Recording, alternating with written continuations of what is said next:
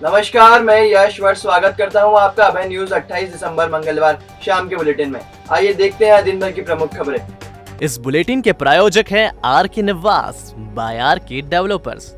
शानदार घर खरीदें अब अपने बजट में। पवासा थाना क्षेत्र के विधायक नगर में जीजा को तलाशने आए फुफेरे भाइयों ने साले और उनकी पत्नी को धून दिया। जाते जाते वह 1 लाख रुपए नगद और सोने के 2 हार उठा ले गए। दरअसल राहुल सोलंकी भाई रवि सोलंकी के साथ विधायक नगर में रहता है। काट बड़ौदा में रहने वाले राहुल के फुफेरे भाई संजय परमार को आशंका है कि उसकी पत्नी से राहुल के रामपुरा में रहने वाले जीजा पंकज चिचोड़िया के अवैध संबंध है। दोनों पक्षों के बीच तनातनी चल रही है और पंकज रामपुरा से भागा भागा फिर रहा है। संजय को आशंका थी कि पंकज राहुल के उज्जैन स्थित घर में छिपा है। सोमवार रात संजय, उसका भाई अरुण और संदीप और संजय के 2 साले राहुल के घर पहुंचे और पंकज के बारे में पूछताछ की। यह लोग राहुल को धक्का देते हुए घर में घुसे और पंकज के नहीं मिलने पर राहुल, उसकी पत्नी, भाई रवि सोलंकी और उसकी भाभी पर हमला बोल दिया। लाठी और डंडे का वार लगने से सभी बेहोश हो गए तो आरोपी ने अलमारी से 1 लाख रुपए नगद और सोने के 2 हार निकाल लिए। राहुल की रिपोर्ट पर पवासा पुलिस ने प्रकरण दर्ज किया है। सर, ये अरुण परमार, संजय परमार और संदीप परमार, वो इनके संजय के साले 2 ये आए, बोले कि दरवाज़ा खोल, तेरे जीजा को देखना है। मैंने बोला कि मेरे जीजा नहीं है यहाँ पे। बोले हम देख के नहीं चले जाएंगे। तो दरवाज़ा खोला और आए और ये इनने डायरेक्टर में मारपीट चालू कर दी और मैं आते सिर पे मेरे को मार दी यहाँ पे इनने। और मेरा बीच बचाव के लिए मेरा भाई भी खाना खा रहा था, वो भी आया तो उसको भी मारा। उसके बाद में मेरी जो मिसेज़ भी बीच बचाव के लिए आई है, इनको भी धक्का धुक्की करी, मेरी मिसेज़ बेहोश हो गई। और मेरे जीजा पंकज के बारे पूछने आए थे, इनका कुछ मैटर था तो उनको कि बोलते ना जीजा को घर में छिपा रखा। मैंने इनको मना कर रखा, मेरे घर में नहीं है, ये समय नहीं आने का। इतनी बजे पहली बात तो ये 10:30 बजे का कि भैया तो दिन में आके देख लेता है, ये रात को कोई समय नहीं है, हम रहते रहे या नहीं रहे, मिसेज रहती है घर पे अकेले। तो वो आए उधर दरवाजा जब खोला और जैसे ही उनको सिर पे मार दी और घर के अंदर आए और मेरा इंडेक्स किचन में घुस गए, सारे बर्तन वगैरह ने सारे फेंक दिए, नहीं सब तोड़ फोड़ कर दी। सामान लोग भी लेके गए आपने बताया? हाँ, उसके बाद में जैसे हम तो सर बेहोश तो होकर चले गए थे। उसके बाद मेरी मिसेज़ बेहोश हो गई थी और इनके साथ में और दो गाड़ी से आए थे सर, ये मेरे को पता चला। तो उसके बाद जो इनके साथ में और भी थे ये, और गोदरेज का मेरा ताला खुला हुआ था, तो मेरे मिसेज़ के और मेरे भाई की मिसेज़ के दोनों सोने के हार रखे हुए थे और 1 लाख रुपए नकदी भी रखे हुए थे। वो भी लेके गए? हाँ, उसके पहले अभी मेरे भाई के 8 दिन पहले ही SS हॉस्पिटल में भर्ती था ये, और अभी 4 दिन बाद ये घटना हो गई। कहाँ आपने इसमें शिकायत करी? क्या आपने? हाँ, पवासा थाना में शिकायत करी थी मैंने।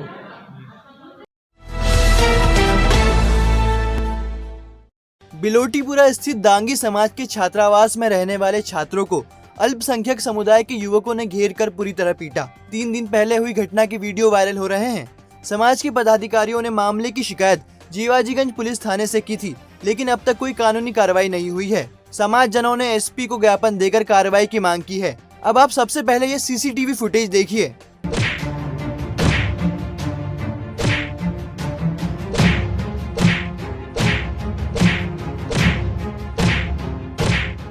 धर्मशाला में स्थित छात्रावास के कैमरों के इस फुटेज में तल मंजिल पर दोनों पक्षों के बीच जमकर मारापीटी हो रही है। 25 दिसंबर को हुई घटना में लात घूसों के साथ डंडे जैसे पट्टियों से छात्रों पर हमला बोला जा रहा है। बचाव में छात्र भी हाथ चला रहे हैं। हालांकि मारापीटी करने वालों की संख्या ज्यादा दिख रही है और वो भारी पड़ रहे हैं। करीब 3 से 4 मिनट तक हाथापाई के बाद छात्रावास में घुसे बाहरी युवक मारापीटी करने के बाद आराम से बाहर की तरफ जाते दिख रहे हैं। घटना के बाद पुलिस भी मौके पर पहुंची। पुलिस के आने और जांच करने का वीडियो भी है। बावजूद अभी तक इस मामले में पुलिस ने किसी तरह का प्रकरण दर्ज नहीं किया है। मंगलवार को क्षत्रिय युवा महासभा के रवि दांगी के नेतृत्व में समाज जन SP को ज्ञापन देने पहुंचे और आरोपियों के खिलाफ सख्त कार्रवाई की मांग की। रवि दांगी ने बताया कि अल्पसंख्यक समुदाय के युवक हथियार लेकर छात्रावास में घुसे और मारापीटी की। उनके डर के कारण छात्र अपने घरों को चले गए। 3 बार ऐसी वारदात हो चुकी है, बावजूद इसके पुलिस कार्रवाई नहीं कर रही। ऐसी ये तीसरी घटना है कि तीसरी घटना के अंतर्गत हमारे पास पूरे कैमरे में फुटेज हैं, वीडियो हैं, जिसके अंतर्गत देखने को मिल रहा है कि धारदार हथियार, तलवार, डंडे सहित धर्मशाला में घुसे और घुसकर उन्होंने वहां पर रहने वाले छात्रों को मारा। ऐसे 20-25 असामाजिक तत्व घुसते हैं और समाज के लड़कों को मारते हैं और वो फुटेज और वीडियो हमें मिलते हैं, उसके बाद जब पूरे समाज में आक्रोश का माहौल बन जाता है, इस प्रति कार्रवाई करने के लिए निवेदन किया और वे बच्चे एफआईआर दर्ज कराने के लिए भी आए हुए हैं उनके माध्यम से, और वहां पर जो इंचार्ज है छात्रावास के, उनके द्वारा एफआईआर की जाएगी। इस संबंध में एएसपी अमरेंद्र सिंह ने बताया कि धर्मशाला में मारपीट का वीडियो वायरल हुआ है। इस मामले की जांच कर रहे हैं, वीडियो का सत्यापन कर रहे हैं। इस मामले में गाली गलौज और मारपीट का प्रकरण जांच के बाद दर्ज किया जाएगा। थाना जीवाजीगंज के अंतर्गत एक धर्मशाला है और उस धर्मशाला का एक वीडियो प्राप्त हुआ है पुलिस को भी, और इसमें एक शिकायत भी प्राप्त हुई है। इसमें पूरा जो वीडियो का परीक्षण और साथ में जो कंप्लेंट्स है उसके आधार पर इसमें एफआईआर दर्ज करके, और ऐसे लोग हैं जो इसमें संलिप्त हैं उनके विरुद्ध में कार्रवाई की जा रही है। अभी प्रारंभिक रूप से ये जानकारी जो मिली, कई वहाँ पर जो लड़के थे हो सकता है उसमें कोई दारू वारू पी के आपस में कोई विवाद हुआ है, उसी में मारपीट आपस में हुई है। तो इस पूरे मामले को वीडियो साथ में जो आसपास के लोग हैं, वहाँ जो लोग काम करते हैं, उन सबसे पूरा जो वेरिफिकेशन किया जा रहा है और उसके आधार पर कानूनी कार्रवाई की जा रही है। वीडी क्लॉथ मार्केट के एक कपड़ा व्यापारी को सूदखोरों ने अपने मकर जाल में फांस लिया। वह व्यापारी को अय्याशी कराने इंदौर के माय होम में ले गए और 3 लाख रुपए खर्च करवा दिए। इस रकम को चुकाने के लिए वह 10 से लेकर 20% ब्याज पर उसे रुपए दिलाते रहे और 15 लाख से ज्यादा रुपए लेने के बाद भी 25 लाख रुपए बकाया बताते रहे। ब्याजखोरी के दलदल में फंसे व्यापारी का यह राज ही रहता अगर वह खुदकुशी की कोशिश नहीं करता। समय रहते परिजन फंदे से उतारकर व्यापारी को लेकर चिमनगंज थाने में पहुंचे और रिपोर्ट दर्ज कराई। दरअसल विक्रमादित्य क्लॉथ मार्केट में खुशबू क्लॉथ स्टोर्स का संचालन करने वाले जय बालानी ने मंगलवार को खुदकुशी की कोशिश की थी। बालानी ने परिजनों को बताया कि 3 साल पहले उसे हितेश सेठिया और पिट्ठू और विवेक सोनी इंदौर के माय होम में ले गए थे। तीनों ने यहाँ मौज मस्ती की और इसका खर्च 3 लाख रुपए आया। इस राशि को चुकाने के लिए हितेश और विवेक सोनी ने उसे 20% ब्याज पर रुपया दिलाया। 20% दर पर रुपए देने वाले को कर्ज चुकाने के लिए इन्होंने फिर दूसरे से कर्ज दिलाया। इस तरह 3 साल से राशि चुकाने का यह सिलसिला चल रहा है। अभी तक वह 15 लाख की राशि दे चुका है। बावजूद इसके हितेश सेठिया और विवेक सोनी 25 लाख रुपए बकाया बता रहे हैं। रुपए नहीं चुकाने पर वह घर में घुसकर गोली मारने की धमकी दे रहे हैं। इससे परेशान होकर वह खुदकुशी करने जा रहा था कि परिवार वालों ने उसे बचा लिया। जय बालानी ने बताया कि हितेश सेठिया और विवेक सोनी रुपयों की वसूली के लिए उसे धमका रहे हैं। वह मेरी दुकान में पार्टनरशिप डालने की बात कर रहे हैं और गोली मारने की धमकी दे रहे हैं। इससे डरकर वह खुदकुशी करने जा रहा था कि परिवार वालों ने उसे बचा लिया। बालानी ने गंज थाने में आवेदन दिया है। 3 साल पहले मैं अंशुल की दुकान पर उनसे मिला था और उसके बाद हम लोग माय होम गए थे। उन्होंने 1.5 लाख रुपए वहाँ पे खर्चा किए थे। फिर उसके बाद उन्होंने मुझे 20% पे 3 लाख रुपए दिलवा के दिए। फिर वो 3 लाख से उन्होंने 3 लाख उतराने के लिए दूसरे से मेरे को और 2 लाख रुपए दिलवा के दिए। ऐसे करके उन्होंने मतलब बहुत सारे लोगों से मेरे को कर्जा दिलवा दिया। मतलब उनका उतराने के चक्कर में और 1 लाख और ऐसे करके और 1 लाख और ऐसे करके और 50,000 10% पे ऐसा करते करते करते 25 लाख होगा। मैं अभी तक उनको नहीं करके भी 15 से 16 लाख रुपए तक दे चुका हूँ खाली ब्याज में। उसके बाद भी अभी 25 लाख रुपए और वो मांग रहे हैं।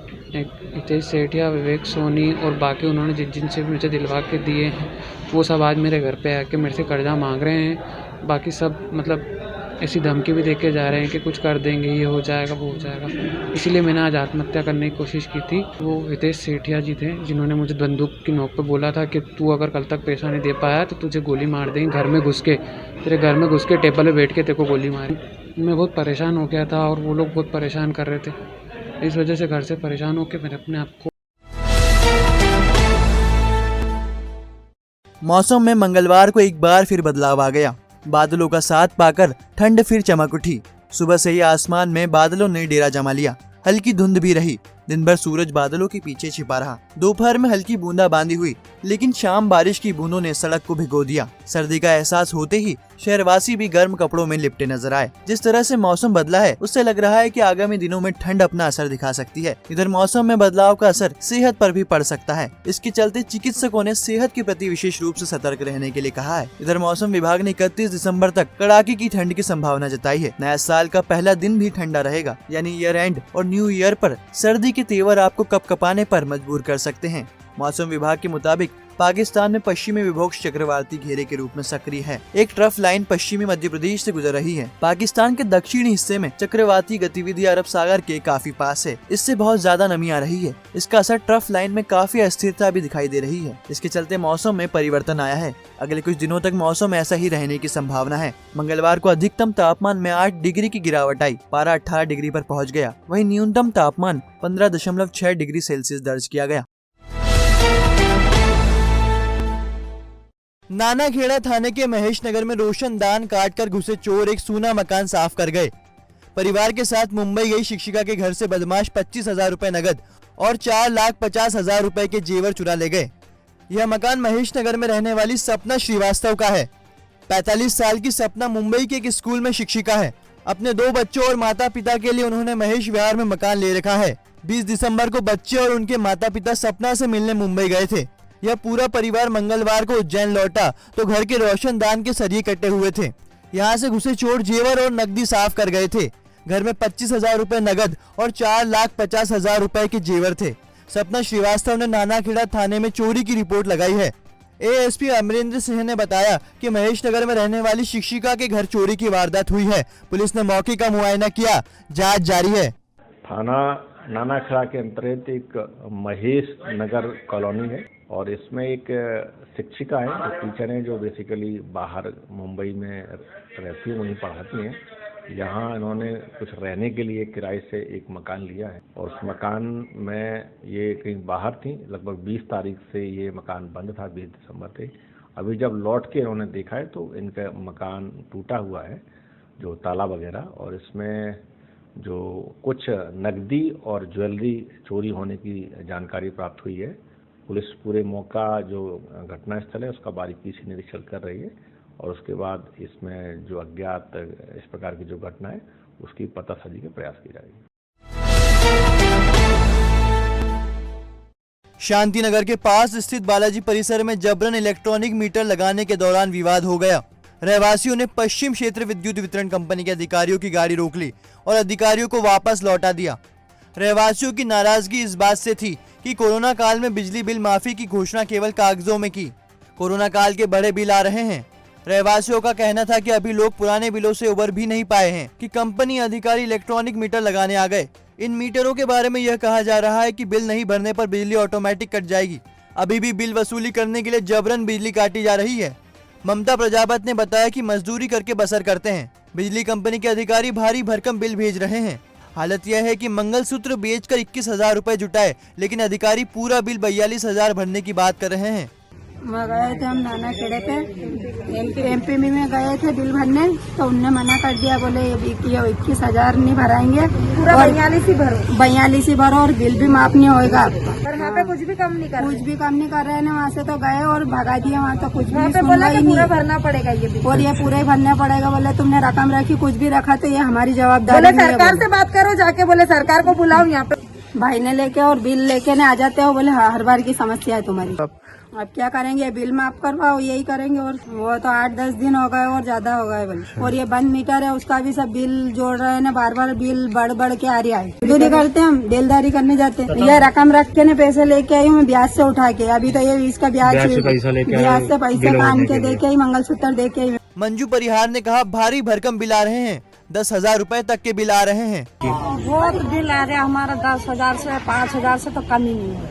हम तो कम चाहते हैं कि हमारे भले कम आए। अब हमारे परेशानी है, रहते हैं 2 बहू बेटा है, मैं हूँ, अब 3-4 जन है। अच्छा, फिर हमने पैसा करे उधर से ब्याज से, फिर उनको पैसे दिए। कनाड़िया थाना क्षेत्र की लक्ष्य विहार कॉलोनी में पड़ोसी संदीप विज को पीटने वाले लोकायुक्त उज्जैन के डीएसपी वेदांत शर्मा के खिलाफ आवेदन पहुंच गया है। पुलिस ने विज का मेडिकल कराया है और मामला जांच में लिया है। हालांकि विज के खिलाफ पुलिस ने 25 दिसंबर को ही प्रकरण दर्ज कर लिया था। लक्ष्य विहार कॉलोनी में रहने वाले एसबीआई के रिटायर्ड मैनेजर संदीप विज और लोकायुक्त डीएसपी वेदांत शर्मा पड़ोसी हैं। विज घर रिनोवेट करा रहे हैं और निर्माण काम के चलते उड़ रही धूल और कचरा वेदांत शर्मा की लग्जरी कार और घर में गिर रहा है। शर्मा इसकी शिकायत नगर निगम में कर चुके हैं और निगम विज पर जुर्माना भी लगा चुका है। 25 दिसंबर के दोपहर शर्मा के घर पर विज बात करने गए थे। दोनों गेट पर ही खड़े होकर बात कर रहे थे। टॉवेल लपेटे शर्मा ने अचानक आपा खो दिया और विज पर घूसे रसीद करने शुरू कर दिए। विज भी कम नहीं पड़े और बचाव में उन्होंने भी हाथ चला दिए। दोनों के बीच करीब 2 मिनट तक हाथापाई होती रही और इसी बीच शर्मा का टॉवेल खुल गया। केवल अंडरवेयर पहने शर्मा तब भी नहीं माने और विज को दौड़ा लिया। बाद में वह घर से डंडा निकाल लाए, लेकिन तब तक विज भाग चुके थे। मुक्केबाजी करने वाले डीएसपी की शिकायत पर कनाडिया पुलिस ने तेजी से कार्रवाई करते हुए उसी दिन विज के खिलाफ प्रकरण दर्ज कर लिया था। सोमवार को विज ने कनाडिया थाने में शर्मा के खिलाफ मुकदमा दर्ज करने का आवेदन दिया। पुलिस ने उनका मेडिकल कराया है, हालांकि अभी तक प्रकरण दर्ज नहीं किया है। यहाँ ध्यान देने वाली बात यह है कि शर्मा की रिपोर्ट पर तो कनाडिया पुलिस ने ताबड़तोड़ प्रकरण दर्ज कर लिया था, लेकिन विज को पुलिस झूले झुला रही है। उसने अभी आवेदन लिया है, फिर जांच करेगी और फिर उसके बाद प्रकरण दर्ज कर भी सकती है और नहीं भी। जबकि सीसीटीवी फुटेज में डीएसपी वेदांत शर्मा हमले की शुरुआत करते नजर आ रहे हैं। ये फुटेज अपने आप में पुख्ता सबूत है। बावजूद इसके पुलिस मामला जांच में टालकर मुकदमा दर्ज करने से बचने की कोशिश करती दिख रही है। कनाडिया थाना प्रभारी सतीश जामरे ने बताया कि विज का आवेदन मिला है, उनका मेडिकल कराया है, जांच के बाद प्रकरण दर्ज किया जाएगा। असल में यह घटना दिनांक 25/12/2021 की थी। डीएसपी वेदांत शर्मा जी उज्जैन में पदस्थ हैं। उनके पड़ोस में संदीप विज जी रहते हैं। तो कुछ संदीप जी की इधर से कचरा उनके घर की तरफ चला गया था। वो कचरा साफ करने की बात पे से विवाद हो गया था।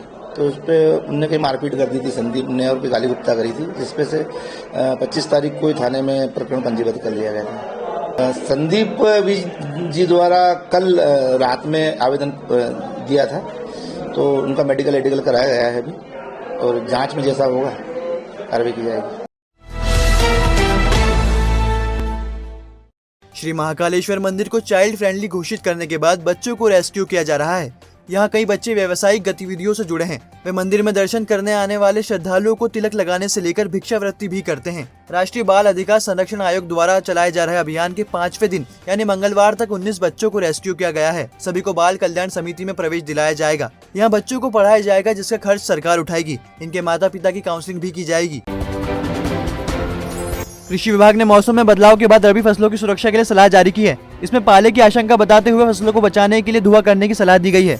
फसल बीमा की अंतिम तारीख नजदीक है। कृषि विभाग के उप संचालक आरपीएस नायक ने 31 दिसंबर तक फसल बीमा कराने की अपील की है।